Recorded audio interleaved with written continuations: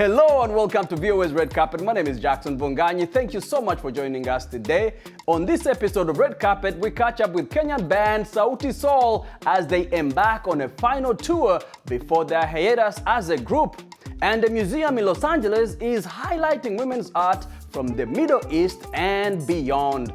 And let's get on with the show. And let's start the show with some highlights of the latest entertainment news from around the world. In music news, Afrobeat superstar Wizkid is one of the artists who will appear on the Across the Spider-Verse movie soundtrack. The Grammy-winning Nigerian musician will join several artists including Nas, Lil Wayne and others. Multi-platinum musician Metro Boomin, who was the producer of the album, shared the news on Twitter.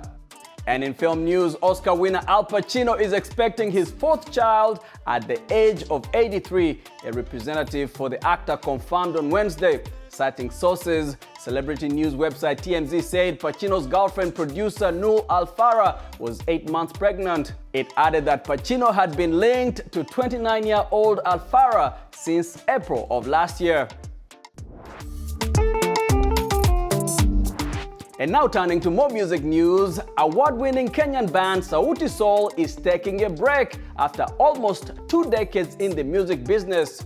The group of four, which is currently on their final world tour as a band, announced via their Instagram page that the break represented a new beginning for Sauti Sol, adding that the strong bond of friendship between the band members will continue to be the driving force behind their future projects. During their Washington, D.C. stop, I spoke to them in a wide-ranging conversation about their break and what the future holds for them individually. Let's take a look.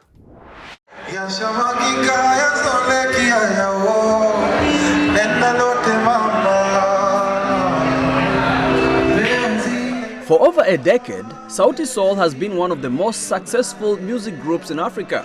Currently on their North American tour, their Washington, D.C. concert could be their last one as a band. Singer Willis Chimano says that he's proud of the legacy that the band has built. We have had amazing moments. We have built something great. We have built something that is inspirational, something that the young people who come after us will be like, that is what I'm looking up to, and that is what we would want to become and be. How do you explain your longevity? How have you been able to make it work for these many years as a group? We are thankful because, man, we met we met as brothers, like we were friends first. We played soccer together, basketball. We were in the music club together. Like, actually, we just love music.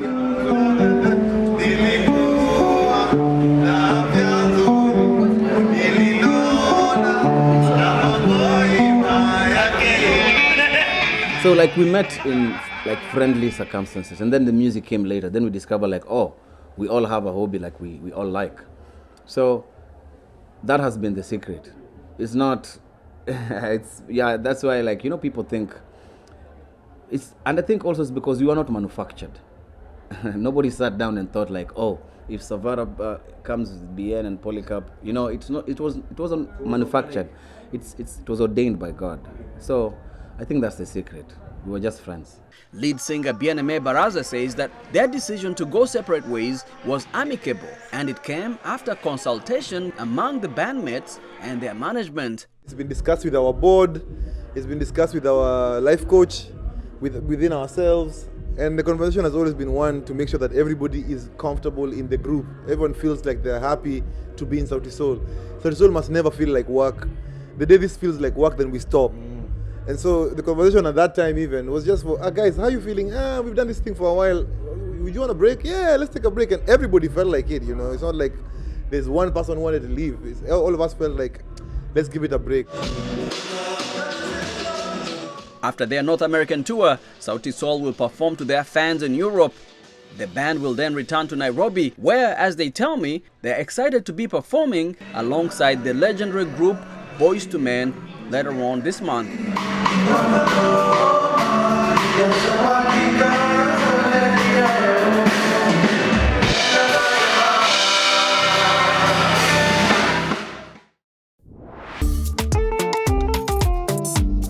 And now to art news. Female artists examine their lives and cultures in an exhibition featuring art from the Middle East and other areas, now on display in Los Angeles. The exhibition, called Women Defining Women, explores the role of women in traditional societies and modern life. Michael Sullivan takes a look. 75 works, 42 artists, many of them from Muslim-majority countries in North Africa, the Middle East, Central Asia, and beyond. The exhibition, Women Defining Women, is intended to start conversations. Linda Komaroff is curator and department head of art of the Middle East at the Los Angeles County Museum of Art. Every artist in the exhibition is a woman, and the subjects are all women, or in one case, a transgender woman. From politically themed art to glimpses of everyday life in societies that blend tradition and modernity.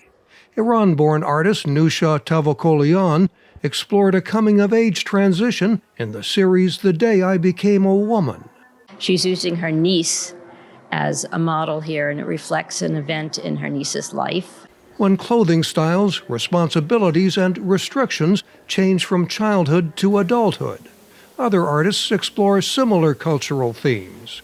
A video installation from Turkish artist Inci Evinar blends reality and fantasy as it looks at life in a harem, the part of a traditional Muslim household reserved for wives and female relatives and servants.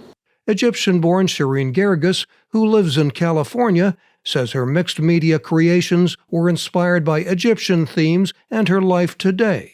The roots of feminism in Egypt, and that, that filtered through my childhood, but also trying to understand or trying to kind of be in conversation with what's happening with women's rights today here in America. The curator says the exhibition reflects the diversity of life in the artist's native countries. The idea behind it is basically trying to change American attitudes and stereotypical ideas about women in the Middle East, especially from Islamic lands. Who, like women everywhere, are products of their cultural traditions and the modern world. Mike O'Sullivan, VOA News, Los Angeles.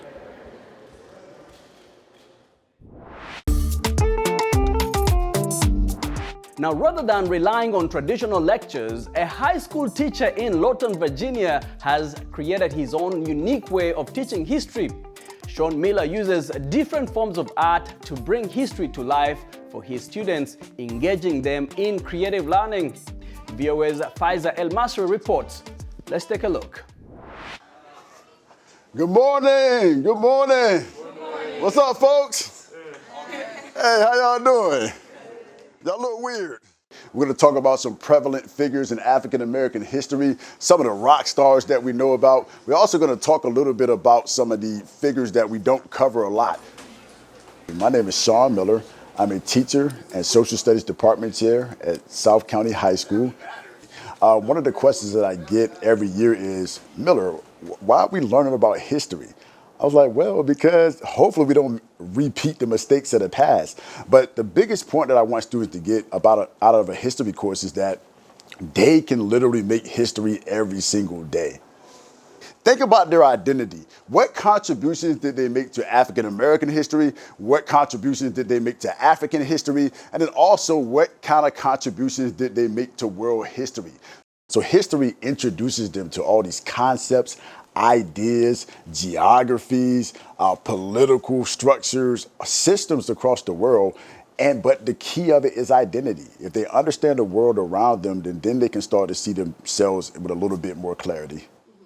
What I find is that if I lecture to them for an hour straight, they're probably going to fall asleep on me. So the goal is to try to make real life connections. The question that I always ask students is, how does this content relate to you when it's all said and done? And the arts is a way to allow these students to explore these different concepts of history and then make it something that their own that they can take out into the world with them. I use a lot of visual arts, so what they're doing is they're making collages, they're making timelines. They also create music. My students have written lyrics before. We up in the doghouse, but you in the dog pound. Talk about the culture, I'll talk about the culture. You talking with vultures, think we dishonest soldiers. Sometimes they make visual representations like documentaries, short films, or based on class content. My name is Lamaria Thompson, and today I'll be talking about Black Joy. But first, what is Black Joy? It is the acceptance of Black culture that helps to uplift, inspire, or celebrate African Americans with their success or happiness. This is our in-progress African American history mural. It was constructed by about 6 students last year in African American history, and we have about 4 students that are continuing that work. So it's a generational piece now, and what they wanted to do is combine historical aspects of African American history with some contemporary aspects as well. So this will be the first of hopefully many. So our goal at some point is to kind of take over this whole wall and have students from each year come in and add their own creative juices to additional branches of this mural to where we cover this whole wall. So the joy that I get out of it is just seeing that light bulb appear above their head, because they're always coming up with ideas. They bring comedy to the table. They keep me on my toes, because I think I'm asking them trivia questions. They're asking me trivia questions about historical things as well. So I just enjoy being around my students, and they teach me just as much as I teach them.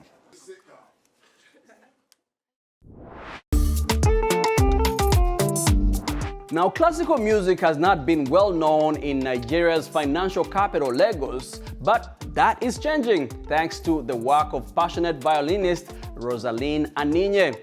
Let's check it out.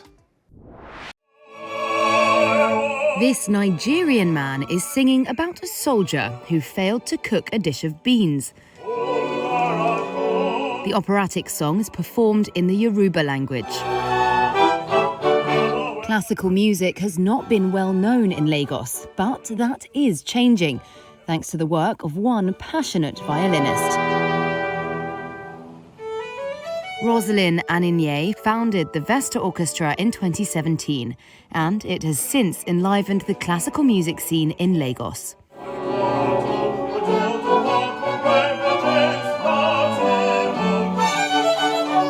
Aninye came up with the idea of the orchestra while she was living in Vienna.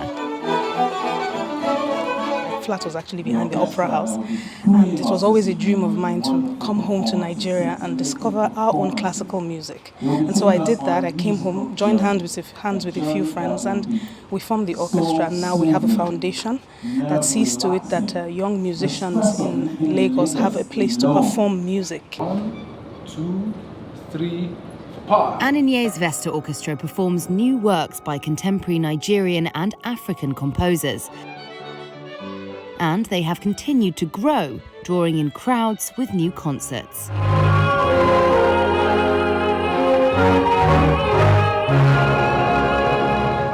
With music, you don't have to convince anybody. People are looking for it. And so when we put our adverts out, they come.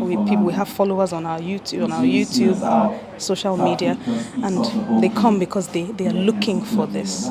As unpopular as it is also wanted by a certain group of people, because art has its audience, and so you don't have to convince people.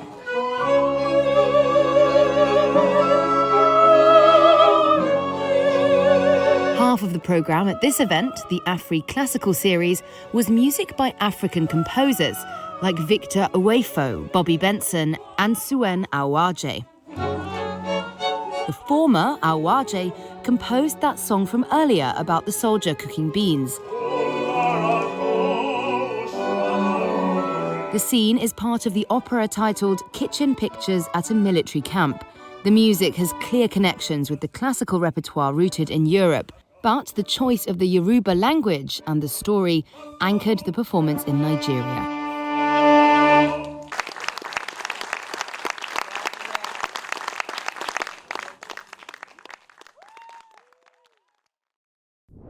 And with that, we come to the end of our show today. Thank you so much for hanging out with me. My name is Jackson Vunganyi. For more entertainment news, remember to check us out at voaafrica.com. We are also on Facebook, on Instagram, and on YouTube, where you can watch our videos. Remember to like, to share, and to subscribe. Until next time, goodbye, everyone.